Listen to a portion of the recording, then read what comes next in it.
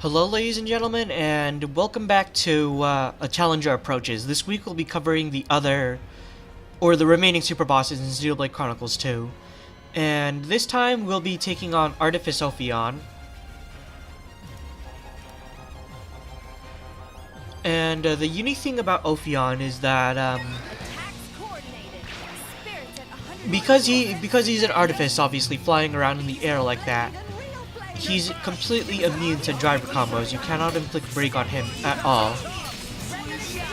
So you're likely going to have to rely on other methods, like just either using a super evasion build, which maybe I'll cover another day, but you probably have to use a super evasion build, or just straight up use elemental orbs to make really long chain attacks. That's pretty much it, I guess. His attacks are also rather hard-hitting as well if you're not prepared defensively, I guess, because it depends. Your defenses obviously depend on the blade you equip in this game. There's no defense stat that you increase by leveling up. It's all dependent on the blade you have currently engaged. So yeah, that's how damage works in this game. It's a bit different, but anyways, the other unique thing about Ophion is that he does not do regular auto attacks. Instead, he just charges up his arts slowly. Obviously, if you're playing on Ringer of Chaos, it's going to be a bit faster because it also makes enemies attack faster while increasing their damage output. So pretty much they tried to nerf you in every single way possible on Ringer of Chaos mode, and it's just... I think I've made my frustrations clear on that front. But yeah, like I said, gonna have to rely on good old blade combos and elemental orbs this time in order to deal any real damage to Ophion. But yeah, as you might have seen at the end of the last video, I was stacking reflect immunity aux cores on the blades that I was using, and that's important because I think during the second phase of the fight, when he gets enraged, there's a chance he'll use an art that causes him to temporarily reflect all of the attacks you do, and obviously that's going to get you killed pretty quickly, especially since your allies do not know to stop attacking when he does that. And again, I use a level 4 special here to pretty much just ignore his attacks.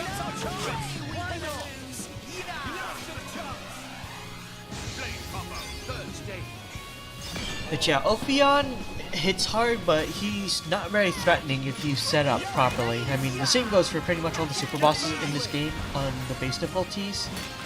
But it's even possible to solo this guy using just Morag alone with the build primed for evading attacks, because he doesn't use regular auto attacks. You have enough time to basically just use evasion arts and just dodge everything.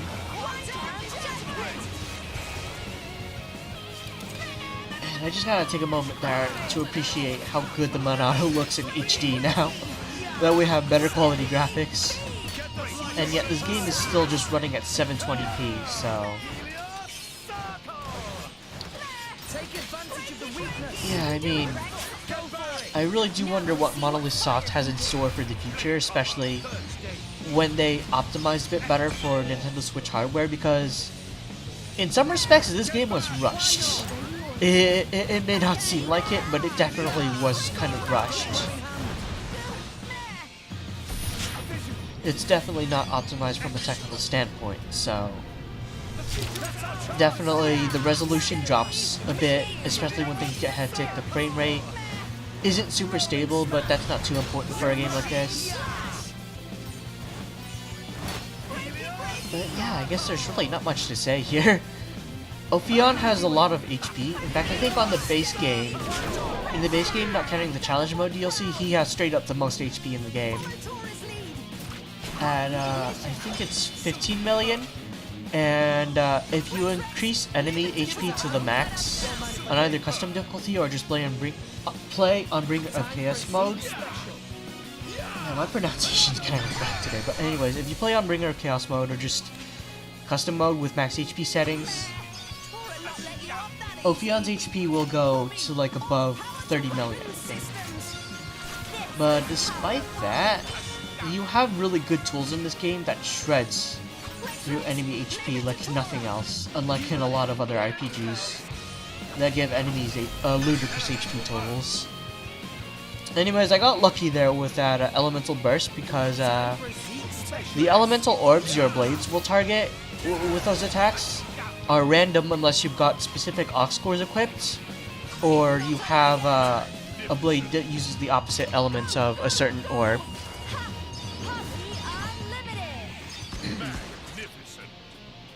But yeah, thanks to this, I pretty much just melt the rest of Ophion's HP before he can really do anything too important.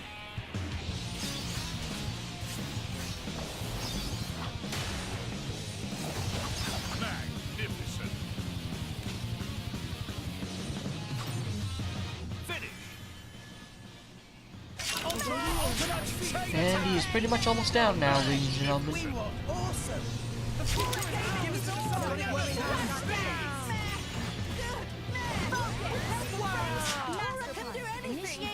Now it gets interesting. The Zeekinator is on fire.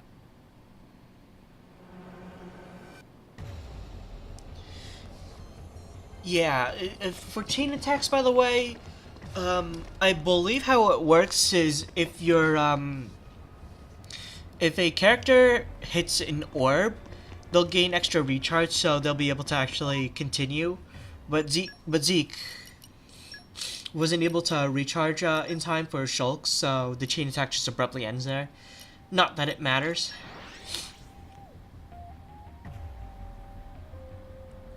Anyways, I kind of just watch him slowly fall down there. It's kind of the spectacle to watch too, but anyways. The next super boss is a lot smaller, level 120 though, so it's theoretically stronger, I guess? I don't know.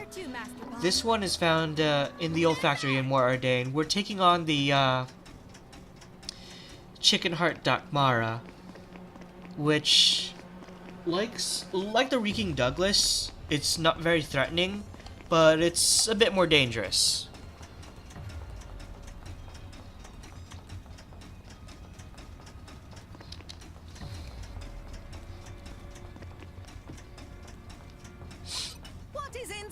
Anyways, I kind of teleported to the wrong spot there earlier, so had to fast travel back.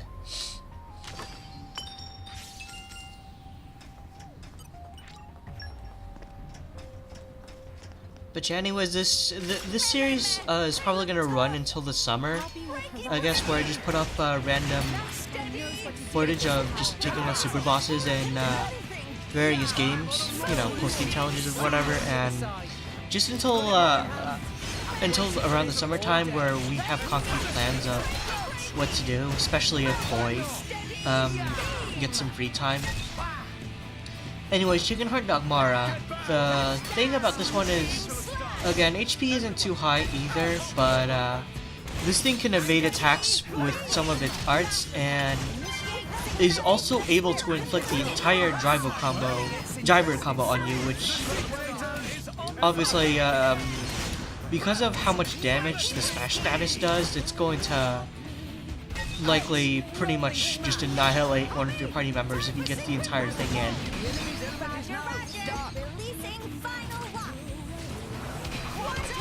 But he doesn't have that much HP, so you can also pretty much blitz him before he gets a chance to do anything too crazy. In terms of what else I want to show off for this channel, in terms of a challenger approaches, I'm probably going to show off... Definitely I'm going to show off content from the original Xenoblade Chronicles as well, because like I said, that's one of my favorite games of all time. This entire series is probably my favorite of all time. But I'm thinking I'm probably also going to show off the optional bosses of Persona 5, footage from the original Xenoblade Chronicles, maybe some stuff from Xenoblade Chronicles X as well. I definitely miss that game, and I want to come back to that at some point. Time for a Z. I think I want to show off probably footage, definitely whatever Kingdom Hearts 3 secret bosses. I will have footage for that up too. Enemy down. And See that? More effective if Masterpod moves from his solar plexus. I might have footage also for Sekiro Shadows Die Twice. I'm thinking maybe if I somehow manage to get good at the game, I might also do like a combo video or something for Devil May Cry 5, just something basic.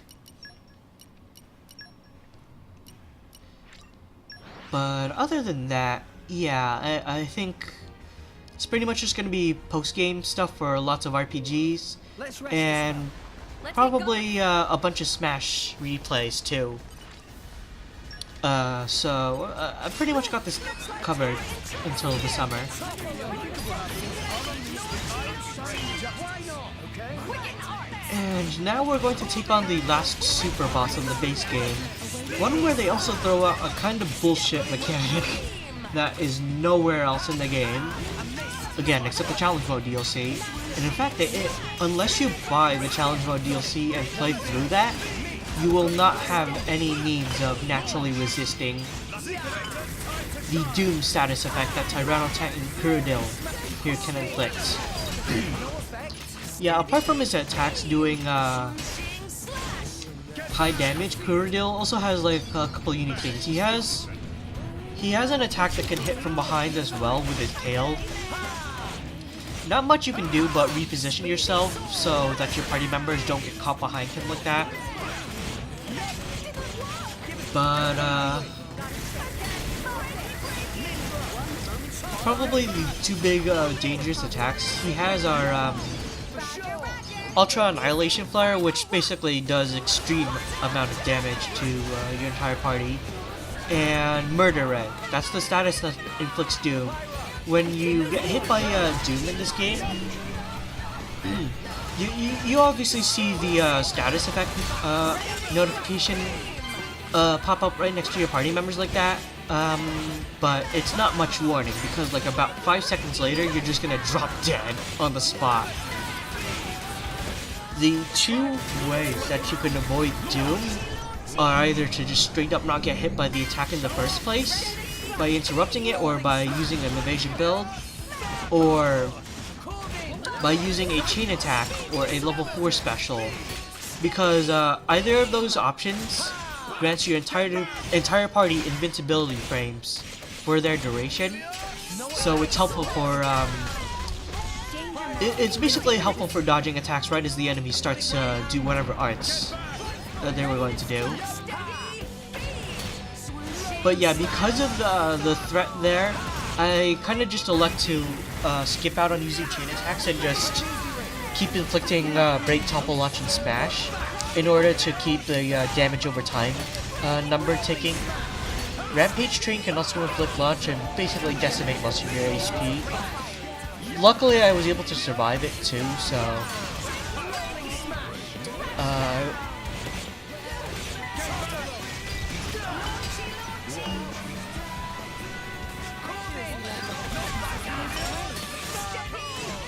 but yeah, like I said, Tora has a very good kit. He also has a self-healing art too with Steady Beam.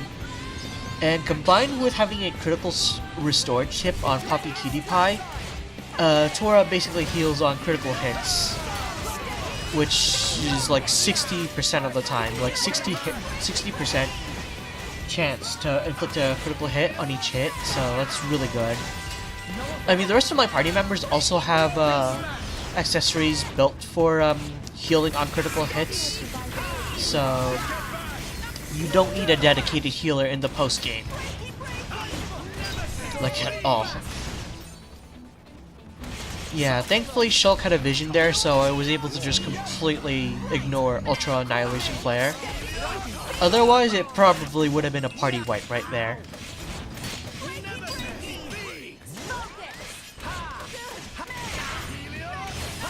Other than that, with the proper builds, like I said, the super bosses aren't too dangerous in this game. The super bosses of the first Xenoblade were definitely a bit more dangerous as well, but yeah, here I would probably be singing a different tune on Bringer of Chaos, which I might come back on that difficulty one day just to show these off again. because of how much more deadly these fights are gonna be. But I'm personally not sure on that.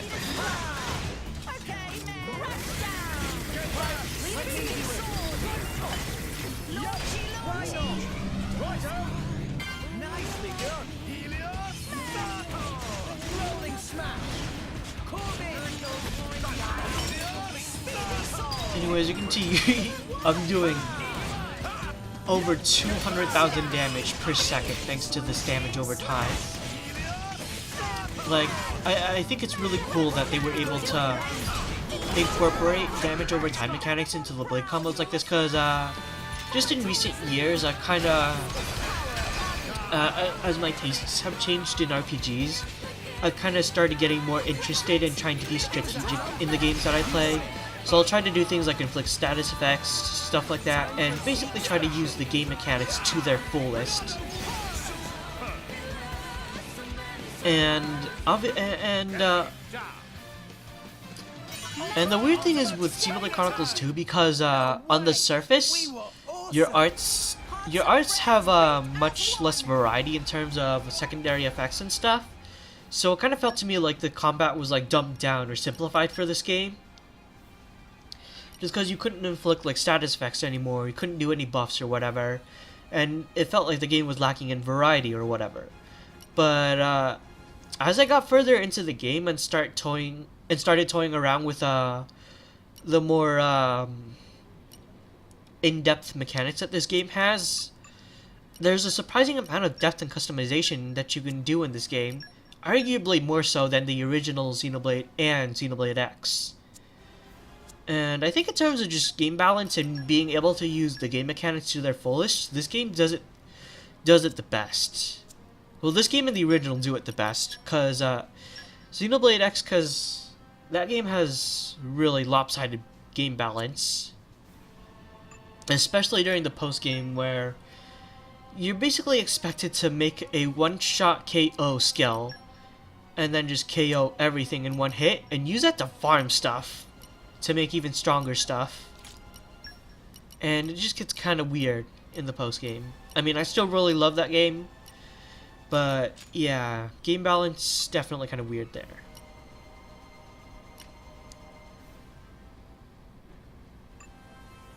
Anyways, I just show off my build here. I kind of forgot to get rid of the null reflects for the challenger mode stuff, which I recorded right after this. But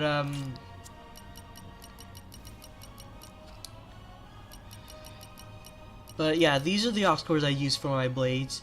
And again, it could be a bit more optimized. I don't have level 5 affinity max attacks aux cores. I don't have enough of those for Elma and Corvin.